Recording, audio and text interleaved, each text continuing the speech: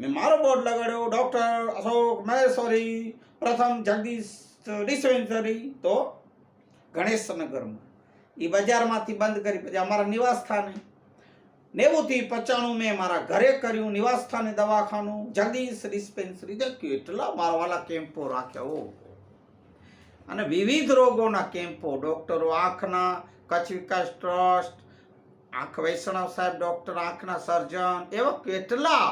પછી આંખોના તો કેટલા.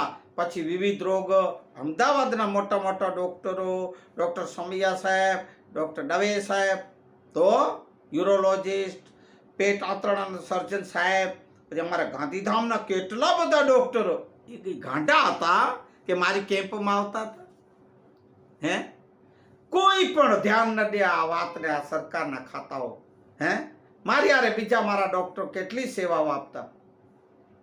પછી જ્યારે અમે કચ્છ જિલ્લા આરએમપીનું ઓલું કર્યું એના બેનર હેઠળ મેં પછી પર્સનલી મેં કેટલા મારા ઘણીવાર અમારા ઘણી સંસ્થા, મારા બાબા સાહેબ આંબેડકરની BASS ડૉક્ટર બાબા સાહેબ આંબેડકર સેવા સંઘ NHI હેઠળ લગભગ તો જ્યાં સુધી મેં અમારા એસોસિએશનનું આપણે સ્થાપના નહોતી કરી ત્યાં સુધી ડૉક્ટર બાબા સાહેબ આંબેડકર આરોગ્ય સેવા સમિતિ, ડૉક્ટર બાબા સાહેબ આંબેડકર સેવા સંઘ BASS, જે આજે પણ એ બેનરો હેઠળ નેજા હેઠળ મારા કાર્યો ચાલુ છે. સામાજિક કાર્યો, બાબા સાહેબના સૂત્ર વિચારો, સંવિધાનની વાતો. તો પછી RMP એસોસિએશન, અમે એસોસિએશન બનાવ્યું. શું કામ બનાવવું પડ્યું? પછી ડૉક્ટરોએ મને ઘણા બધા ડૉક્ટરોએ વાતો કરી, વૈદ્યો હોય, અનુભવી હોય, એ આવું થાય છે, ધોકા પછાડ ચાલુ થઈ. અત્યારથી આ લોકોનું ત્રાસ નથી.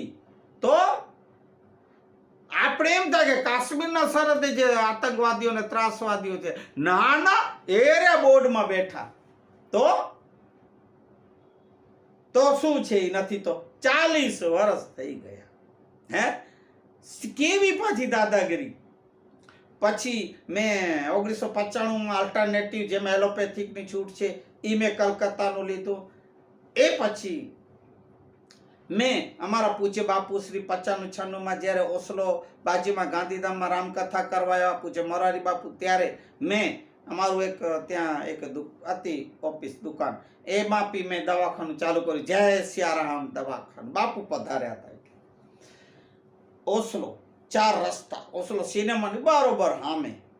હા, અમારો શોખ કહું તે ભાઈ, હું જ્યાં બેસતો ને તે પાછળ બાપુનો મોટો ફોટો આવી રહ્યો ને બેસવું, એટલે પછી વિવેકાનંદનો, પછી બાબા સાહેબના બધા આમ ફોટા બેઠો, આમ ડૉક્ટર બનીને. હા, એમ નહીં કે તમે વળી એમ